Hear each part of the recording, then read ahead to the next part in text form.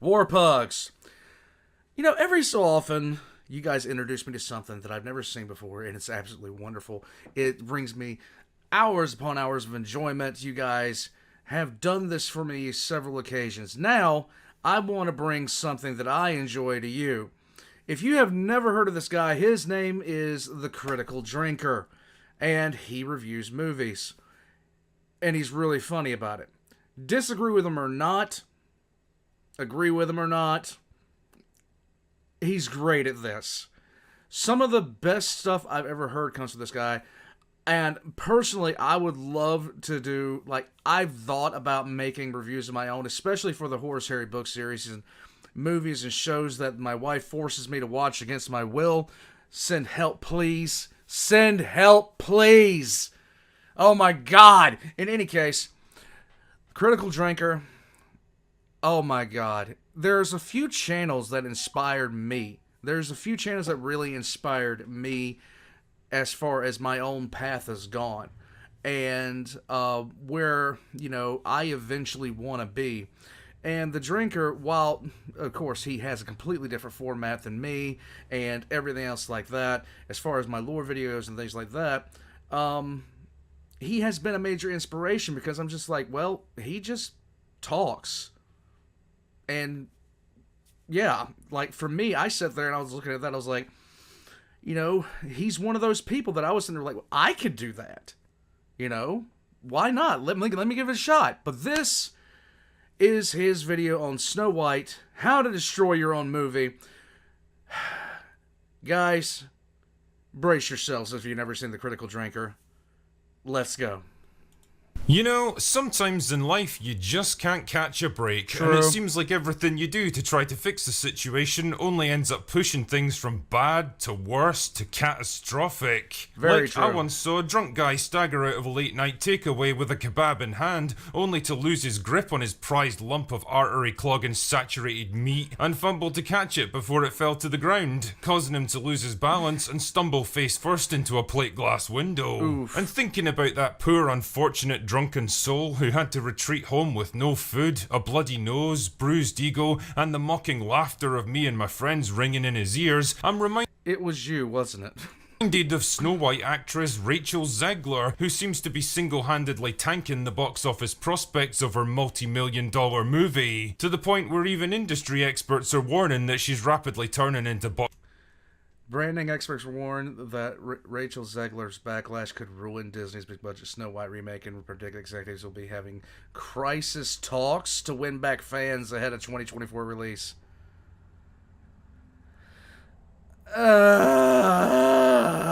box office poison. See, one of the weird little side effects of the current Hollywood strikes is that there's not a whole lot of news and controversy coming out of Tinseltown right now, which has given the internet a bit more time to reflect on other things, like past interviews on the subject of Snow White that were largely ignored at the time, but have soon come back to haunt Disney and Rachel in recent weeks. And holy shit, have they provided fertile ground for backlash and mockery. I was scared of the original cartoon. I think I watched it once and then I never picked it up again.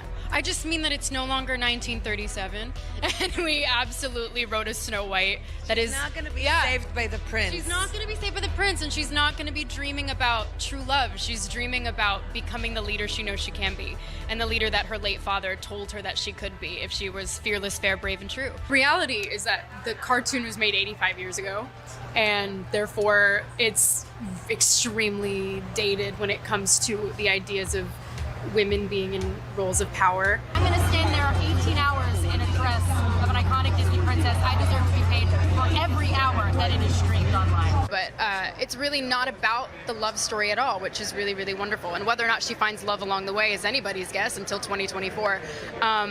All of Andrew's scenes could get cut, who knows? Shite. Shite. Shite. Shite. Oh yes.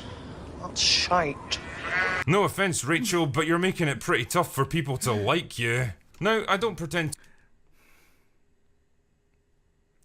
I saw the pictures of the set.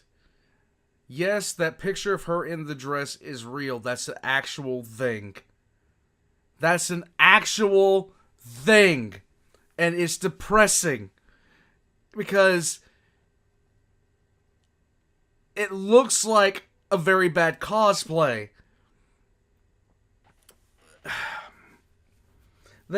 Okay, so I'll say this.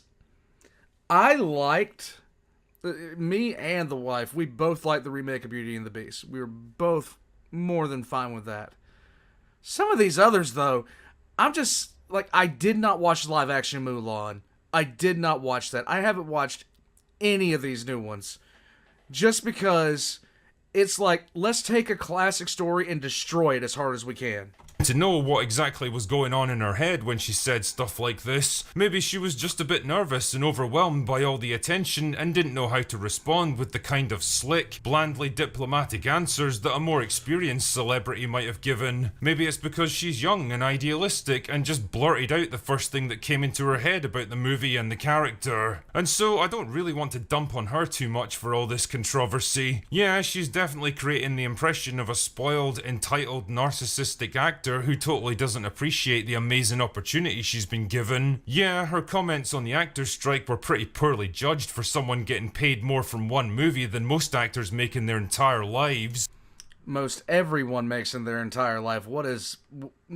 Yeah, not just actors. And yeah, the things she's saying about Snow White make it seem like the very antithesis of the animated classic that stood the test of time, a lot better than her own movie's likely to. But really, when you get right down to it, she's just another dumb actor saying what she thinks people want to hear. The bigger problem is the studio culture that someone like Zegler represents, because you can bet your left arse cheek that most of these talking points were handed to her directly by the PR people at Disney. Yeah, she might not have phrased them in the most elegant way, but the sentiment they represent is dead on brand for a company that's become the studio equivalent of a snake eating its own tail, desperately cannibalizing their back catalogue of classic movies in an increasingly futile attempt to stay relevant. See, when it comes to their other live-action remakes of animated movies, they were generally smart enough to stay pretty quiet about the little changes they were sneaking in for modern audiences. Yeah, sometimes actors and writers would slip up and say a bit more than they were supposed to, and things got a bit more overt with Peter Pan and The Little Mermaid. That was fun.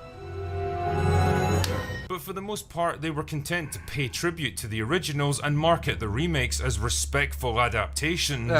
Right from the off, though, they seem to have taken a very different approach with Snow White. Lovely. It feels like they're making a concerted effort to cast the original movie as some horribly dated relic of a bygone era that we're all supposed to look back on and laugh at with the benefit of our modern, enlightened hindsight. Rachel certainly doesn't think much of it, and neither does Gal Gadot if their interviews are anything to go by. And ironically, there's something weirdly outdated now about turning the main character into this fanatically independent, power-hungry girl boss who doesn't need a man. It's the kind of talking points that were all the rage 5 or Get her off my screen, please. 6 years ago, when this whole movement in Hollywood was still in its infancy, but that was then and this is now. The strong female lead isn't the fresh new concept it was back in 2016. In fact, even in the mainstream media, there's a growing acceptance that this kind of bland, superficial archetype has run its course, to the point the problem with it is you can see this character from 50 miles away. You can see this character from 50 miles away. They have no flaws, no growth, no development. They're just immediately powerful because there's no real test, there's no real anything. They just go through the film dominating.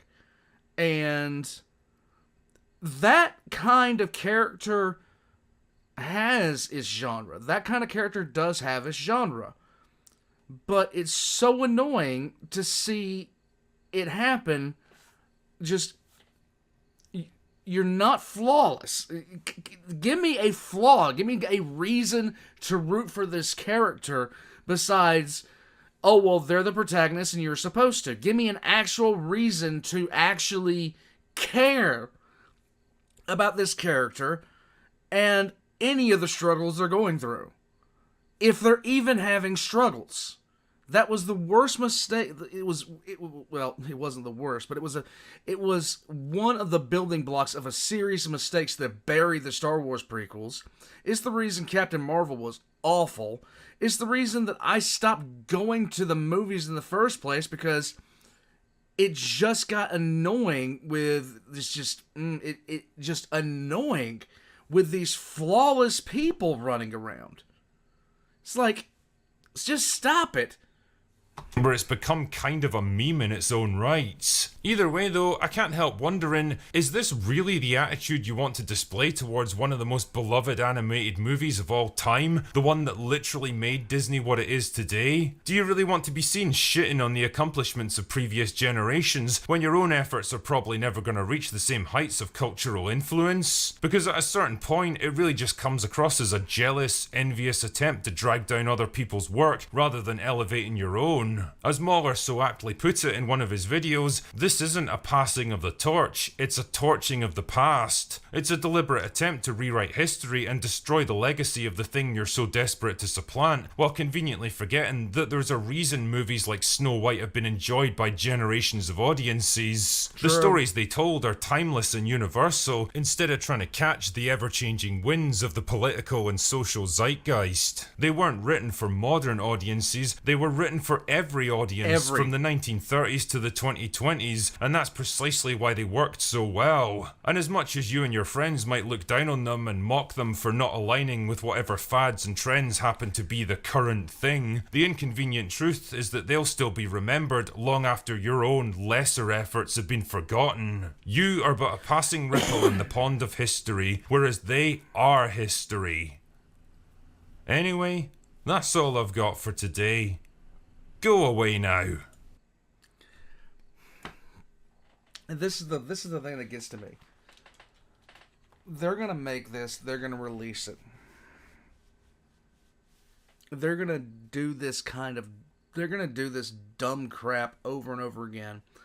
They're not gonna learn because they're in this insulated little airtight bubble, and they're just gonna wonder why things keep on dropping the way they have. It's annoying.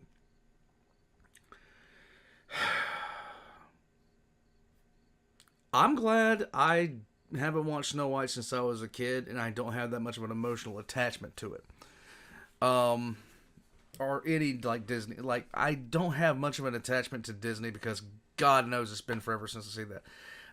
And I've seen this happen too often to be affected by it anymore, to be honest with you.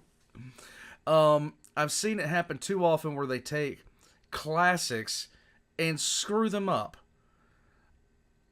Or just make remakes or sequels that don't need to be made. They just don't need to be made. Like, they came out when I heard they were making a sequel to A Christmas Story, I looked at it and I was like, why would you do this? It's pointless. The movie came out in the 60s or something like that. Like, why would you do anything with that? It's an absolute classic. And if you have never seen A Christmas Story, turn on TNT at any point in Christmas, and it plays on repeat. It just does. It's a classic story. And they remade it. They made a sequel to it for no damned reason. Guys, I'm going to go sit in a wall on my seat of my own depression. I'm going to head out. Thank you guys for joining me. We're going to watch another classic get firmly destroyed, I feel, because Hollywood just doesn't seem to know how to stop doing that. And I'll catch you guys next time. This is why I'm worried about 40K going mainstream.